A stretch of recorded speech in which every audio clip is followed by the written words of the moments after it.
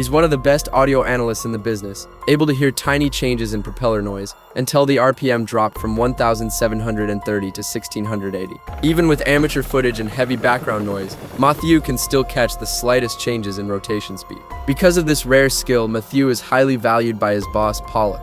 Mathieu has just wrapped up a helicopter crash investigation when he steps out of his office and finds the company in chaos. After asking around, he learns that an Adrian 800 passenger jet has crashed in the Alps, killing all 300 passengers and 16 crew members on board. What's strange is that the plane never sent out a distress signal, and the cause of the crash remains unknown. In an accident this big, Pollock would normally take Mathieu to the site, but this time, he brings someone else instead. Mathieu tries to ask why he's being left out, but Pollock shuts him down before he can press further. On his way home that night, Mathieu asks his wife, Noémie, to look up the aircraft's ECARS communication data and flight path. The final records show the plane plunged rapidly from 38,000 feet. Based on years of experience, Mathieu narrows it down to two possibilities: a technical failure or human interference. To reach a final conclusion, Mathieu needs to hear the black box recordings. Soon, the European aviation investigators recover the black box from the crash site. As head of the investigation, Pollock personally oversees the entire dismantling process. No one expects much, since an impact that violent usually destroys the recorder.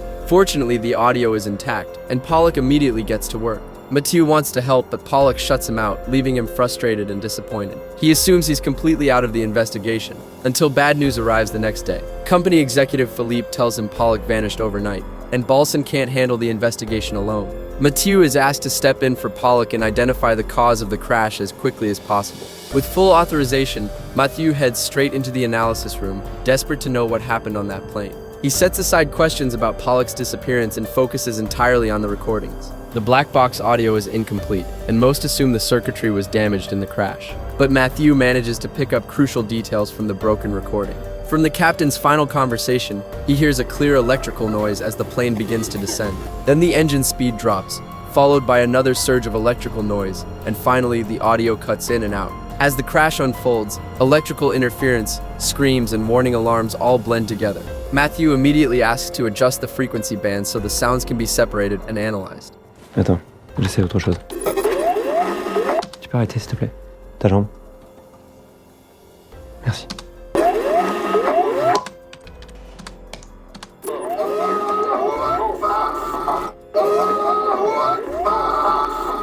With what they hear, the two form an initial assessment, and Mathieu reports his findings to his superiors right away. It's not solid evidence, but it's enough to get them through the evening press conference. At the press briefing, Mathieu announces the preliminary findings. There's no sign of an explosion, and based on the audio, Mathieu suggests someone was hiding in the front restroom. The intruder likely entered the cockpit, while a flight attendant was delivering water to the captain. As a result, the airline labels the crash a terrorist attack, conveniently clearing everyone of responsibility. After the conference, a reporter stops Mathieu, openly questioning how rushed the conclusion is. Calling it terrorism, just because Allahu Akbar appears on the recording, feels like a stretch. Mathieu can't argue back. The truth is, the explanation doesn't even convince him, but for now, he can't say more. The next day, the passenger list is released, and the only Muslim passenger on board is quickly labeled a terrorist. Philip suddenly calls Mathieu in. Because of his outstanding skills and the company's lack of manpower, he promotes him straight to lead investigator. After the initial excitement fades, Mathieu suddenly realizes Pollock has been missing for days.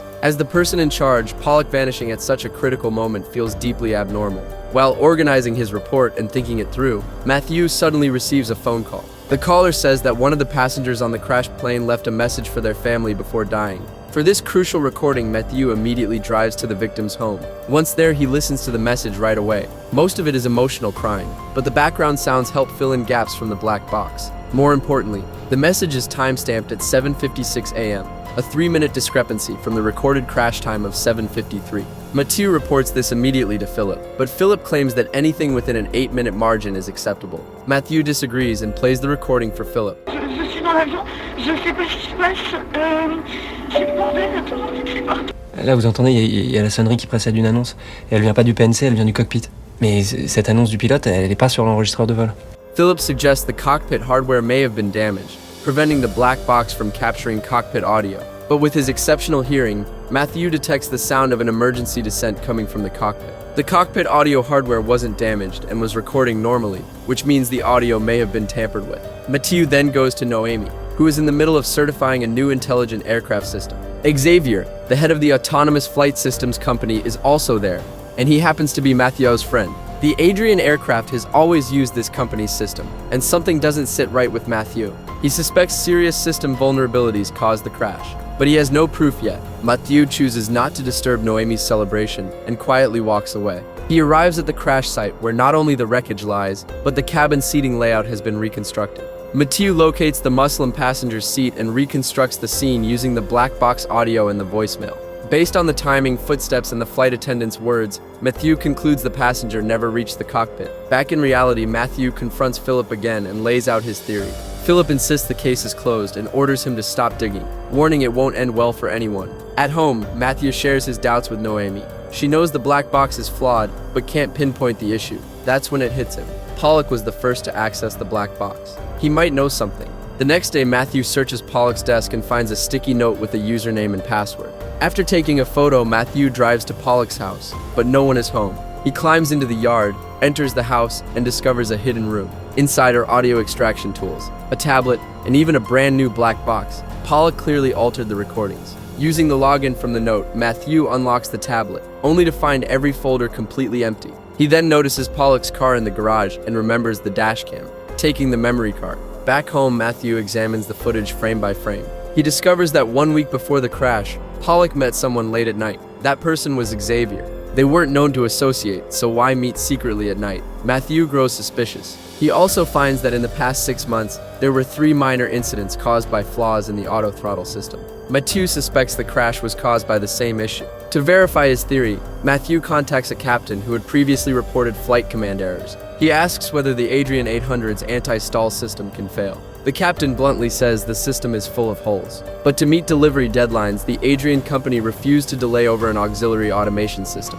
Otherwise, they'd face billions in penalties and a massive drop in market value. So they deliberately ignored the risks. The captain rushed to board the plane and told Mathieu to contact him again after he landed. But when Mathieu called again later, the captain refused to say anything more and told him to stop calling. Left with no other choice, Mathieu went to Xavier and demanded to know why he had met Pollock in private. Xavier lied, saying Pollock had interfered with his work, so he had asked him out to settle the issue. With Pollock now missing, Mathieu had no way to verify the story, and he couldn't find any flaws in Xavier's explanation.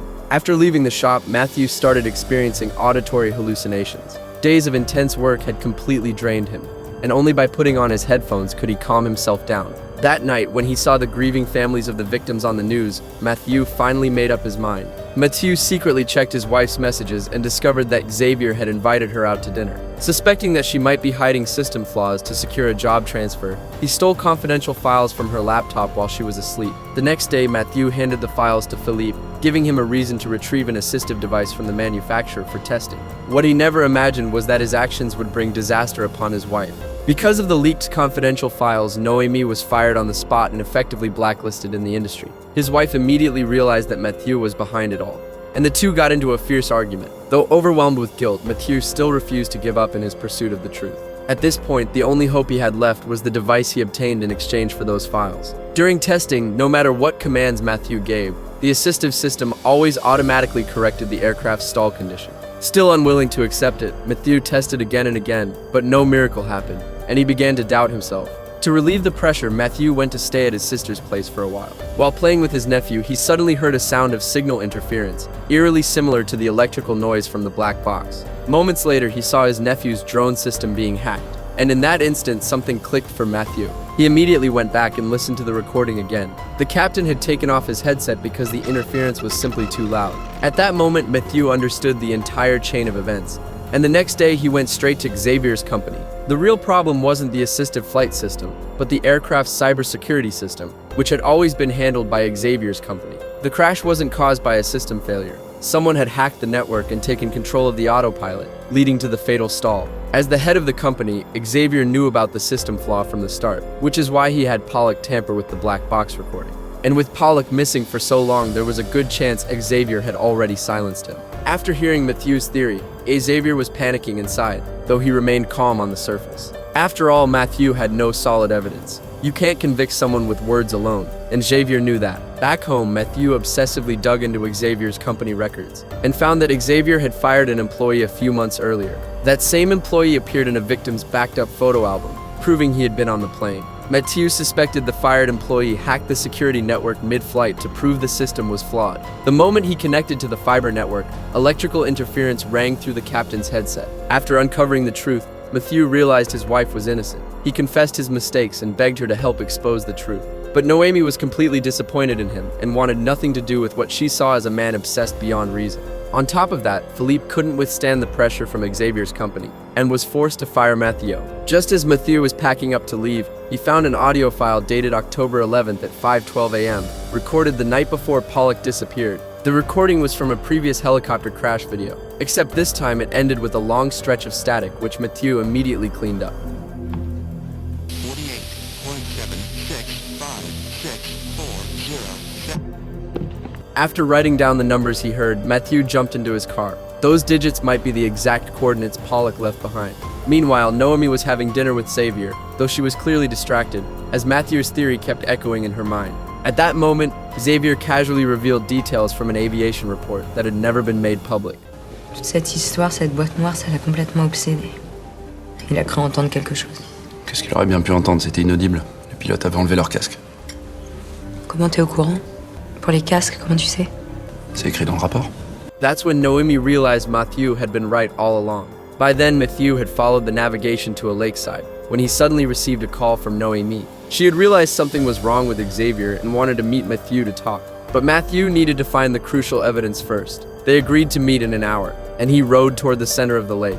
When he reached the coordinates and saw nothing around, Mathieu decisively stripped off his clothes and jumped into the water. After hearing a faint beacon signal, he followed the sound underwater and soon found a waterproof case. Once ashore, Mathieu opened the case immediately. Just as he suspected, inside was a circuit board, the real black box. Mathieu rushed it back to Pollock's apartment, and fortunately, the audio inside was still intact.